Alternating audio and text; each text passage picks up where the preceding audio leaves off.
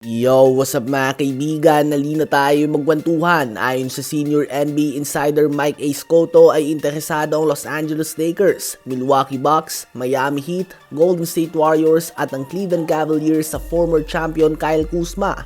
Maaalala na muntik na ngang mapunta si Kuzma sa Dallas Mavericks, subalit siya mismong umayaw dito. Kaya naman ang kinuha na lang nga ng Mavs ay si PJ Washington at Daniel Gafford.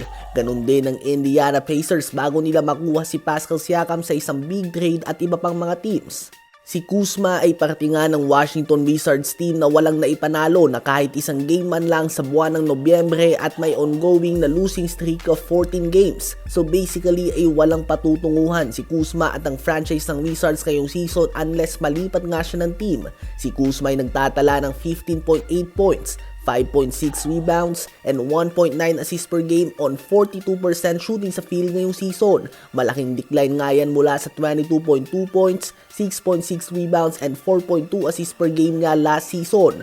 Ayon kay Kuzma ay umayaw siya sa Mavs noon dahil mas gusto niya na maging ang main guy dahil nagkampiyon na nga daw siya bilang ang third o fourth option ng team. Pera na nga ang habol niya o kaya naman ang malaking kontrata. Ang problema nga lang dito ay hindi na nga siya ang main guy kahit sa worst team sa buong NBA. So literal nga na nasayang lamang ang kanyang talento sa Wizards mga kaibigan. Si Kuzma ay may edad na 29 years old. Oo, magkaedad lang sila ni Giannis at Nikola Jokic. Ganun pa man ay may good 3 to 5 years pa nga siya mga kaibigan.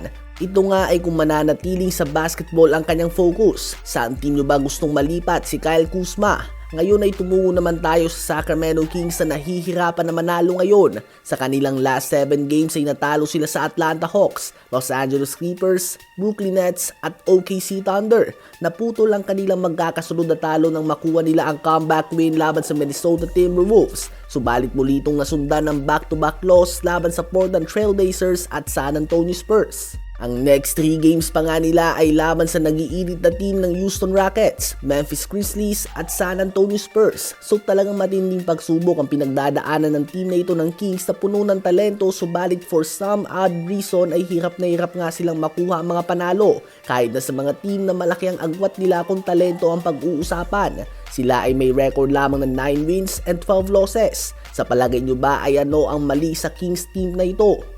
Isama na din natin sa update na ito na nagtala ng kanyang unang triple-double si Josh Giddey bilang parte ng Chicago Bulls. Gumawa siya ng 20 points, 13 rebounds, and 11 assists on 52% shooting sa field. 21 points, 10 rebounds din si Nikola Vucevic. 20 points din ang rookie nila na si Buzelis, 18 points si Zach LaVine at 16.6 assists naman si Ayo Dosunmu. At sapat na nga mga kaibigan ang mga stats na ito upang matambakan nila ang Brooklyn Nets sa score na 128-102.